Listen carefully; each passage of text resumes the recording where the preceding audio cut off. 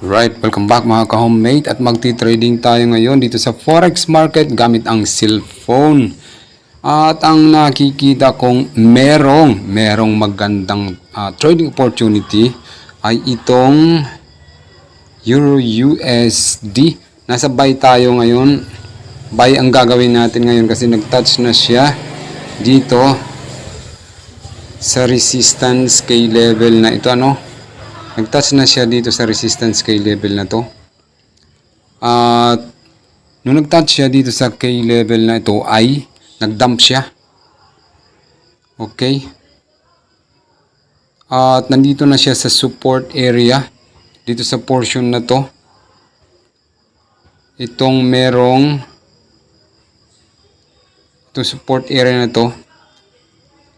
Kaya aangat na ulit ito. Okay. So tingnan natin. Aangat na ulit yan.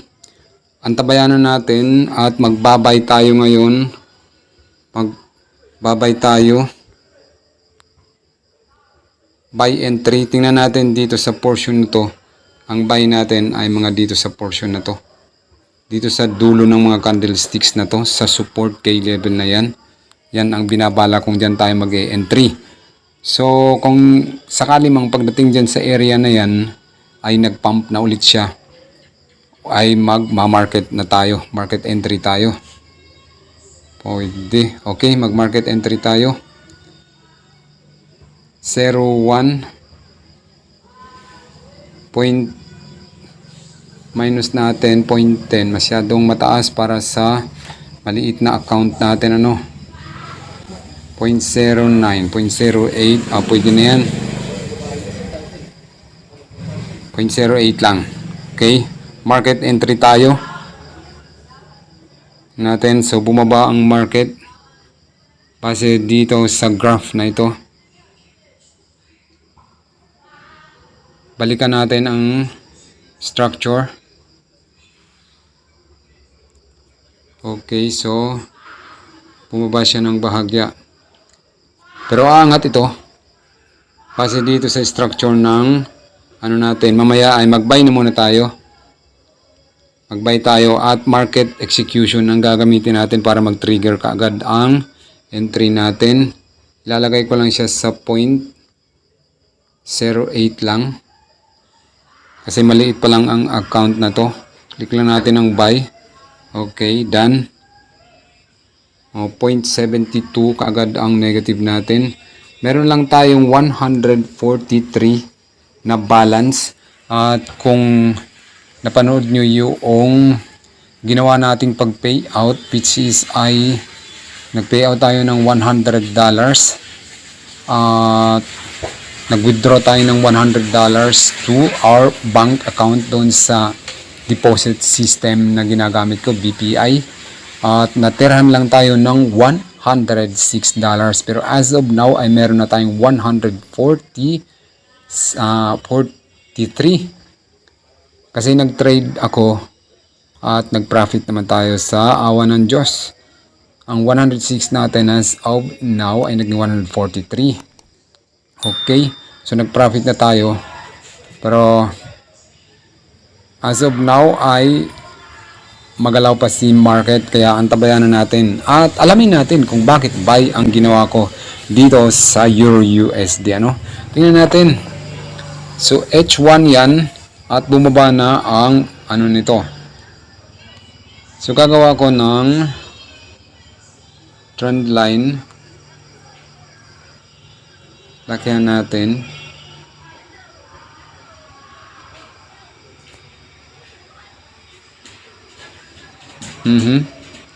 Trend line ang gagawin ko.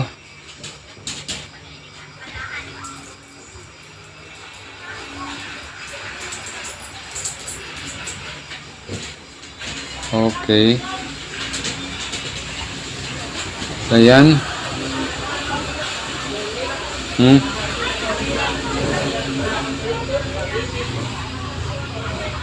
Dito tayo gagawa ng tutorial or analysis para sa pag-trading natin. Para mas masusundan nyo. Pero para sa akin, mas okay doon sa PC kasi yung mga feature doon ay maganda. Madadrag mo yung manual take profit and stop loss ay madadrag mo lang, samantalang dito sa MT4 sa mobile ay kulang ng feature, kaya hindi ako gumagawa ng tutorial dito. Pero just for the sake of this tutorial, dahil merong kayong mga request doon kung paano mag trading dito sa mobile MT4, ayan ang gagawin natin dito ngayon. Okay, so yan.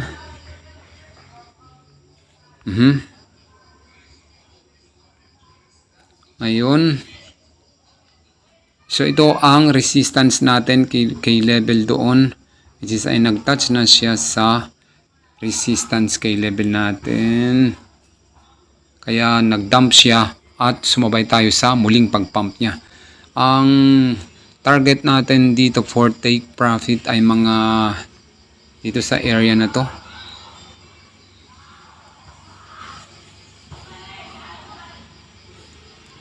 Tingnan natin. Kita natin.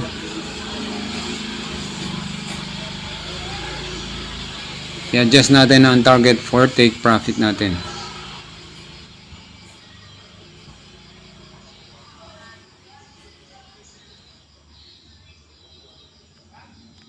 Dito lang sa portion na to. Sa dulo lang ng previous resistance key level. Yan, hanggang dyan lang tayo sa dulo ng candlesticks na yan, dun sa tip ng candlesticks na yan. So yan yung target natin for take profit natin, pero open po yan anytime na magpa-profit na tayo, at kung sakali mang gusto ko nang i-close ay i-close ko lang siya. Punta lang tayo dito at magko-close tayo. Meron na tayong losing na 2 and 24. Okay lang yan. Mamaya magpapump yan. Okay.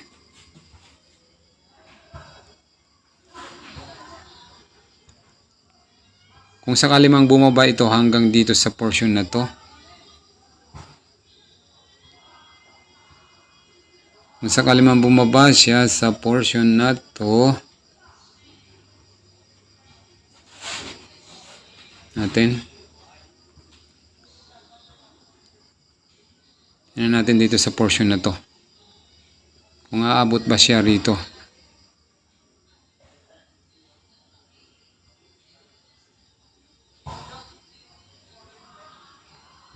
Tingnan natin yung pullback niya kung aabot ba dyan. Kung sakali mang umabot dyan, magdadagdag tayo as it goes down. Ano? Tingnan natin. Konti lang yung lot size na ilinagay ko kasi risk management tayo para hindi tayo masunugan ng account. Hindi kailangang magmadali sa pagpadami ng account kasi diyan nasusunog usually ang mga account ng mga trader, lalo na kapag maliit pa lang ang laman nito. Kaya tama lang na maliit lang muna. 0.08 medyo mataas-taas na nga yan, ano? Kasi ang pag naglagay tayo ng 0.10 or let's say 0.20 o 0.10, 10% of 1,000 na yun. So kung meron kang $1,000, pwede kang maglagay ng 0.10 para 1% of your account ang nire-risk mo. So $1,000, advisable for 0.10 para yan sa risk management. Pero kung isa kang risk taker, ay pwede mong taasan, nasa sayo na po yun, ano? The higher the risk, of course, the higher the return. Ganun naman talaga yun. Pero kung maliit pa lang yung pondo mo, abay, liitan mo lang muna yung lot size mo. Huwag kang sumugal ng malaki. So yan, tingnan natin. So medyo, para pause muna tayo para hindi ganong humaba ang video natin. Balik tayo later. Okay?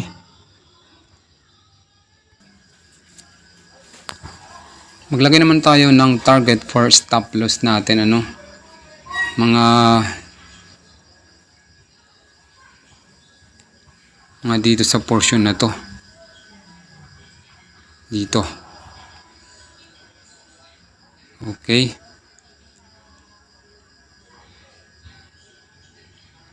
support. So dyan yung mga target for stop loss natin. Ibig sabihin yan, kapag ka lumalim pa siya ng lumalim or kahit hindi na siya umabot dito sa target for stop loss natin, ay imamanually close ko ang entry ko para hindi lumaki ang losing natin. Nagdagdag na ako ng isa pang entry as it goes down. Naabot na niya yung target for bounce natin, na pagdating dyan sa K level na yan ay posible siyang mag-bounce. Sa tip lang yan, sa dulo pa lang yan ng candlesticks ng red candle na yan, pero kung mag-break man siya ay posible hanggang dito. Okay, so ibaba natin yan. Nag-bounce na siya ng bahagya nung nag-touch doon sa ilinagay nating target for bounce. Nag-bounce na yung candle. Ayun na. Tingnan natin.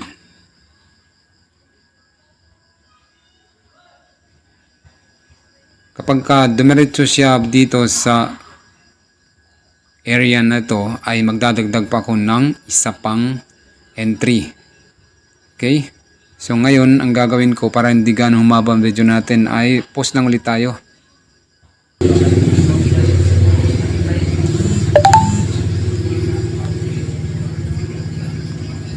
Oo nga pala, ang ginagawa ko ngayong entry ay reversal, reversal trading. Kung mapapansin nyo yung ginawa ko kaninang linya, itong K level na ito, dyan sa dulo na yan ay resistance K level yan para dito sa area na to. Resistance K level yan. Natin. Resistance K level siya dito sa candlesticks na to. Itong dalawang malaking candle na to. Tayo madrag. So resistance K level na siya dyan sa dalawang malaking candle na yan. Kaya nung nag-touch siya dyan sa area na yan ay nag-dump ang market, ang price. At ang ginawa ko dyan ay nag-entry ako for a buy. Reversal lang inaantabayanan ko dito na dahil base sa trend line na linagay ko dito sa trend line na ito. Base sa trend line ay uptrending si market. Kaya naglagay ako ng buy entry para kung sakali mang tumulak ulit ang daloy ng market pataas, since ang sinasabi ni trend line ay uptrending si market dito sa H4. Kaya naglagay tayo ng buy entry, which is a reversal entry. So yan. Okay. Baka kasi nagtatanong ka kung bakit ko sinalungat ang daloy ni market, which is ay napakadelikado po ng reversal entry. Okay. So ngayon tingnan natin, antabayan na natin. Balik tayo later para hindi ganong humaba ang video natin. Pinaliwanag ko lang sa inyo kung bakit buy ang ginawa ko instead of sell, since base sa kasabihan ng mga trader, the trend is our friend. Pero sumalungat ako, napakadelikado po ng reversal entry. Pause muna tayo. Balik tayo later. So, eto na. Success yung pag-analyze natin sa market structure ni Euro-USD. Base po yan sa trend line na ilinagay natin. Na nung mag-touch siya dito sa trend line ay sumipa pataas. At eto ngayon, dun sa target entry, sa target pullback natin, which is ay eto yun, ay kamuntik lang siyang sumagi dyan at nagpump na, nagpump na siya. Kaya yung ginawa natin kanina ay reversal, pero as the candlesticks go down ay nagdadagdag tayo ng entries, pero nagbabawas din tayo ng lot size. Kaya kung makikita nyo, ang unang entry natin ay 0.08 and then sinundan ng 0.06 and then 0.05. Risk management po yun para makontrol natin ang tawag dito, pagkasunog ng account natin kung sakali man ay sumalungat ang entry natin doon sa daloy ng magiging daloy ng market ni Euro USD. And as of now ay andito na siya sa target natin, itong puting linyang ito. Para sa andito na tayo sa puting linyang ito, target yung resistance area yan, pero yung pullback tawag dito, take profit natin ay itong pangalawang linya sa taas. Yan ang target for take profit natin, 91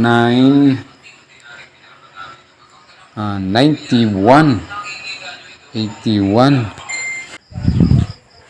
Okay, antabayan natin. Pause lang muna tayo, balik tayo later para hindi ka umaba ang video natin. Okay, lumagpas na siya sa resistance kay level natin. Ayan. Ang gagawin natin dito ay magko-close tayo. Hindi na natin aantayin yung pag-touch niya dito sa target for profit natin kasi big possibility nito ay mag-pullback siya. Pero kung nag-break naman siya dito sa target for take profit natin ay tutuloy ito dito sa area na to. Itong resistance area na to dito sa portion na to ay big possibility na abutin niya yan. Okay? So, dito sa mga dulo ng mga candlesticks na to, lagyan natin. Sa dulo ng mga candlesticks na to, dito yan, ito, at saka yan, resistance kay level ay big possibility na abutin niya yan. Pero wag na nating hangarin yan. As long as na may profit na tayo ay pwede na. Meron na tayong $21. Magkano na yan? 1,000 sa ilang minuto lamang na pag-trade natin. Saan ka pa niyan? Saan ka mamumulot ng 1,000 niyan? Kaya ang gagawin mo lang para masusundan mo ang bawat tutorial ko, para malaman mo ang kung paano mag-trading dito sa cellphone at saka sa PC, ay mag-subscribe ka lang at i-click mo ang notification bell for more video updates sa mga ganitong strategy, which is ay mapapanood mo ng live and actual charting pa. Libre. Saan ka pa mamumulot niyan? Kaya kung sakali mang useful, nakatulong sa iyo ang video na to, ay pakilike po ang video na to. At kung sakali mang meron ka mga katanungan dyan, ay ilagay lang dyan sa comment section natin. Okay? So, balik tayo dito sa chart. Tingnan natin. Huwag na nating antabayanan na tumuloy pa siya sa taas. Ito ang mahirap sa cellphone, kaya bibihira akong mag-trading sa cellphone. Pero okay lang to kasi convenient naman yung cellphone. Makakapag-trade ka anytime, anywhere. Pero ang problema lang dito sa MT4 sa mobile ay hindi mahirap ang lagay ng shortcut na take profit and stop loss. Unlike dun sa PC ay i-drag mo lang yung entry mo. Entry pataas for buy, which is I take profit, and pababa, which is I stop loss. Okay? Since buy entry tayo. Nagkakaroon na siya huwag na nating antayin na lumaki pa ang buntot niya. Kunin na natin. Uy, naging 18 na lang, So, kunin na natin. Kunin na natin itong malaki. Unahin na natin itong malaki. Iwanan natin yung maliit. Okay. Ayan. Done. Tingnan natin.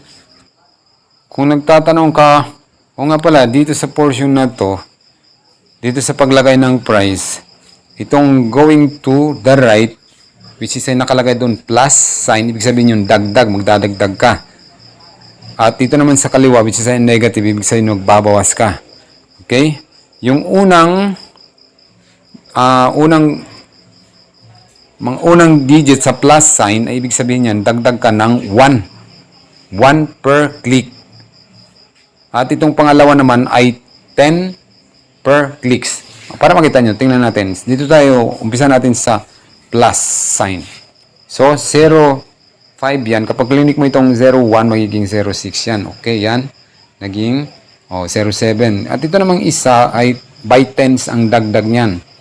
Yan, naging 17, naging 27. Okay? At kapag dito naman sa negative, minus ay ito, plus, minus 1. Minus 1 ito, ganyan, by ones.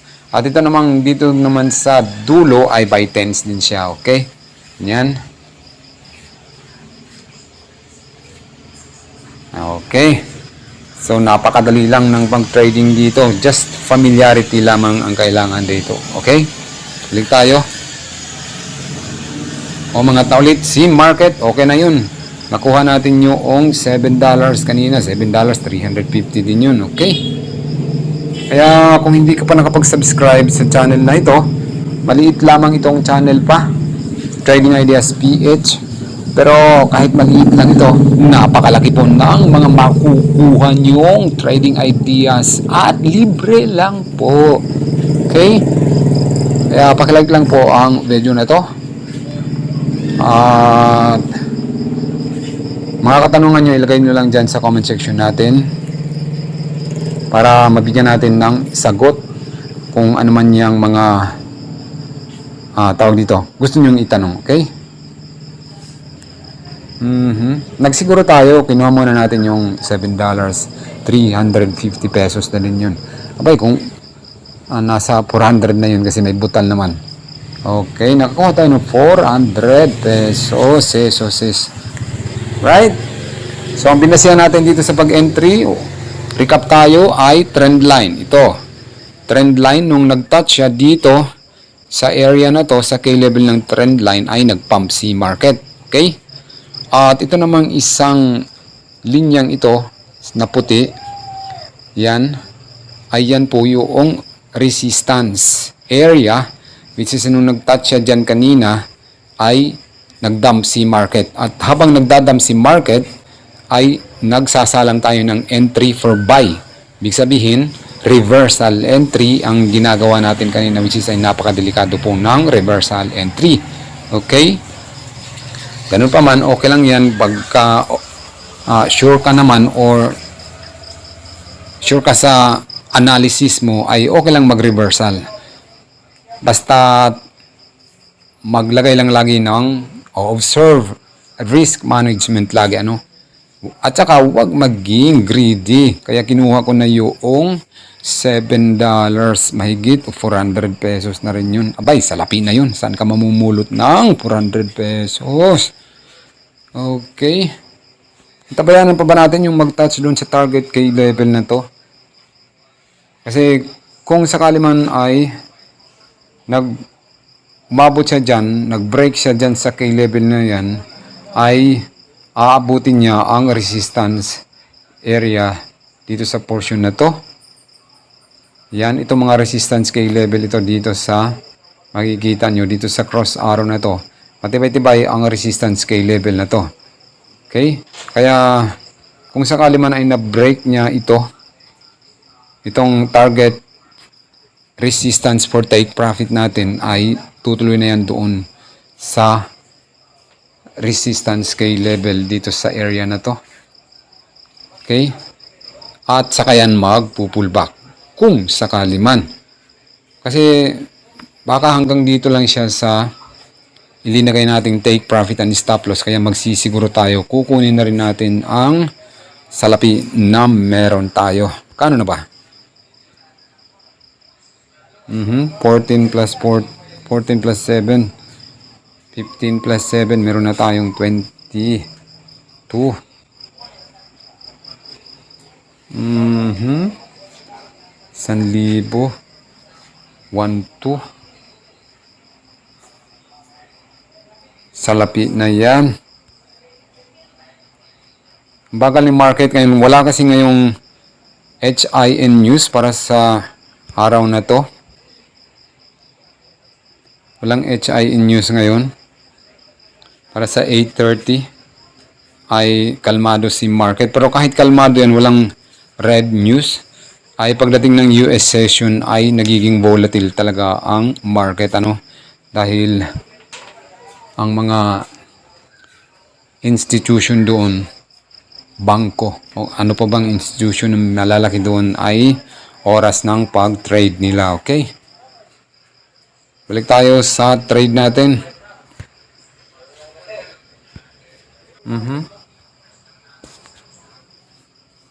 Oh, pause lang muna tayo. Balik tayo later. Pero medyo mahaba na yung video natin. Tingnan natin.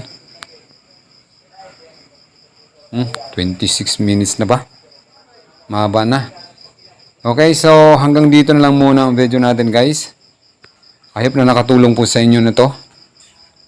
At kagaya ng sinabi ko, kung bago ka lang sa channel na ito ay mag-subscribe ka lang at i-click mo ang notification bell para masusundan mo ang mga video updates natin. Okay? So hanggang dito lang muna. Kunin na natin yung profit natin. Masyado nang mahaba ang video na ito.